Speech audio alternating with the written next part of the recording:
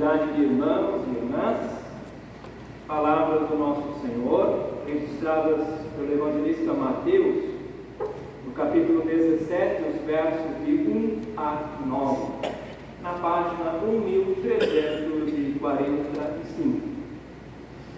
Mateus, capítulo 17, versículo 1 a 9.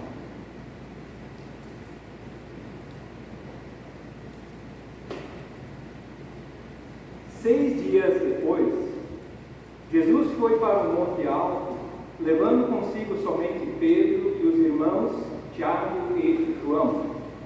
Ali, eles viram a aparência de Jesus mudar. O seu rosto ficou brilhante como o sol, e as suas roupas ficaram brancas como a luz. E os 3 discípulos viram Moisés e Elias conversando com Jesus. Então Pedro disse a Jesus: como é bom estarmos aqui, Senhor. Se o Senhor quiser, eu armarei 3 barracas nesse lugar. Uma para o Senhor, outra para Moisés e outra para Elias. Enquanto Pedro estava falando, uma nuvem brilhante os cobriu, e dela veio uma voz que disse: este é o meu filho querido, que me dá muita alegria. Escutem o que ele disse. Quando os discípulos ouviram a voz, ficaram com tanto medo que se ajoelharam e encostaram o rosto no chão. Jesus veio, tocou neles e disse: levantem-se e não tenham medo. Então eles olharam em volta e não viram ninguém, a não ser Jesus. Quando estavam descendo o monte, ele lhes deu esta ordem: não contem para ninguém o que vocês viram, até que o Filho do Homem seja ressuscitado. Graça e paz da parte daquele que é, que era e que sempre será o Filho querido de Deus, ao qual somos chamados a ouvir e dar atenção. Amém. Por favor, tenham uma sentada.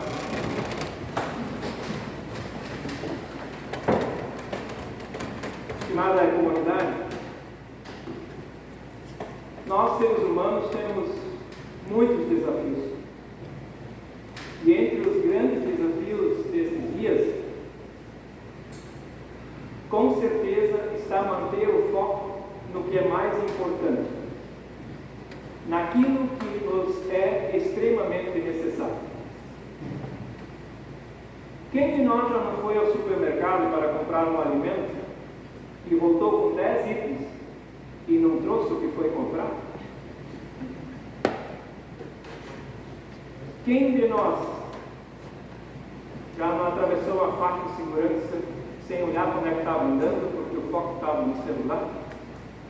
Quem de nós já não deu uma buzinada, não levou uma buzinada no semáforo porque estava não dormindo, mas navegando na internet? No domingo da Transfiguração, e também o último domingo da Epifania, a palavra de Deus nos alerta que com facilidade nos deixamos influenciar por cheios.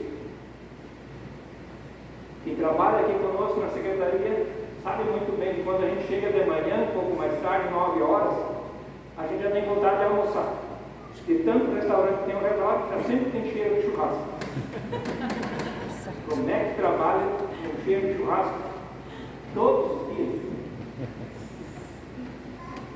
Nós somos influenciados por sabores, imagens, sons e experiências. Os jovens não querem mais presentes e não dão mais presentes, eles dão experiências. O que provoca em nós a desfiguração da razão da nossa existência. A verdade é conturbada e também a nossa consciência nem sempre está tão focada. O nosso coração está desfigurado. Desfiguração que entrou no coração humano lá no Éden, no momento da desobediência de Adão e Eva, e que está presente em nossos corações até hoje, impedindo que sigamos os mandamentos de Deus, recebidos por Moisés como e colocados em prática por Jesus nas coisas do dia a dia. Um coração desfigurado, estimada comunidade, traz consequências desastrosas. Violência indiscriminada. Olha, um coração arrebentado, magoado, faz o que aconteceu em São Paulo. Um pai mata os seus próprios filhos para atingir a esposa. Um coração desfigurado busca desvairado por prazer acima de qualquer coisa. Eu preciso sentir prazer. Um coração desfigurado pelo pecado é ganancioso. Quer pegar tudo que os olhos enxergam, dá espaço para o demônio. Quando Jesus é levado para lá da montanha, o diabo disse: aqui tudo pode ser seu. Um coração desfigurado não aguenta e não consegue dizer não. O coração desfigurado é cheio de orgulho. Ah, porque eu sou o cara. Um coração desfigurado é intolerante e acha que só ele é a razão por que Deus criou as coisas. E só eu sou a pessoa mais bonita e a minha religiosidade é a única que Deus permite existir. Também o coração desfigurado enche a gente de frieza. Olha, eu sempre achei que o ser humano, quando fazia alguma coisa ruim, não conseguia dormir de noite. Mas me parece que tem muita gente fazendo coisas tremendamente horríveis que dorme que nem anjo. Um coração desfigurado traz muitas outras situações horrendas e desastrosas. O coração desfigurado pelo pecado não deixa a gente amar os inimigos. Sim, o coração desfigurado não deixa a gente amar os inimigos. O que Deus disse entre a nuvem? Esse é meu filho, ouça o que ele tem dizer. Jesus disse: ame os inimigos. Um coração desfigurado não deixa a gente fazer o bem para aqueles que me odeiam. Devo fazer o bem para quem me odeia. O coração desfigurado não permite fazer aos outros a mesma coisa que eu gosto. Se é bom para mim, mas deve ser bom para o próximo. Um coração desfigurado ama somente aqueles que o amam. E a gente viu que nem os próprios filhos o ser humano é mais capaz de amar. O que esperar ainda quem é filho de outra pessoa? O coração desfigurado pensa só em si mesmo. Os textos bíblicos nos alertam de como é fácil desviar os nossos olhos de Cristo e colocar o nosso foco nas coisas periféricas, naquilo que não é importante. Dá-se mais importância às coisas e, sobremaneira, ao meu desejo e à minha vontade. Onde está o pedido de Deus? Ouça o que Jesus tem a dizer. Quando agimos assim, Jesus não é mais o Senhor que nos rege, que nos conduz, que ilumina a nossa vida. E todas as vezes que tiramos Cristo como o principal das nossas vidas, começa a ter um espaço enorme em nosso coração para o pecado. E o pecado passa a reger a nossa forma de pensar, falar e agir. Ou seja, o pecado nos desfigura. Arrebenta com a nossa identidade de filhos e filhas de Deus. Jesus, no alto do monte, tem um encontro com Moisés e Elias. Moisés foi um instrumento de Deus para libertar os hebreus da escravidão. Foi através dele que recebemos os 10 mandamentos. Ele é considerado um dos mais importantes líderes do Antigo Testamento ou da Primeira Aliança. O profeta Elias foi levado ao céu por uma carruagem de fogo. Na oportunidade de Jesus, não estava sozinho quando se encontra com Moisés e com Elias. Estava acompanhado de Pedro e os 2 anos, Tiago e João. Nesse encontro acontece a transfiguração de Jesus, ou seja, ele é revelado como sendo o Filho de Deus, ao qual devemos dar atenção, escutar o que Jesus tem a nos dizer. Este acontecimento da transfiguração comprova a natureza messiânica de Jesus. aquela criança, filho da Maria, cuidado pelo padrasto José, é o nosso Salvador. Os discípulos puderam redimir as suas dúvidas e ter clareza e certeza de que Jesus é o Filho de Deus.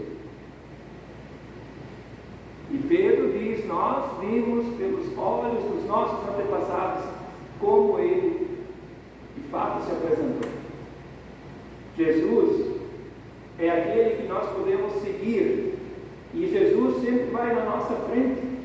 É o que nós vamos começar na quarta-feira, a quaresma. Não é nós que vamos na frente na quaresma, não é a minha vontade que vai na frente na quaresma, é Jesus que vai na frente, em direção para Jerusalém. Não é nós que sofremos, não é nós que morremos, mas sim Jesus sofreu em primeiro lugar. Jesus morreu na cruz para nos salvar.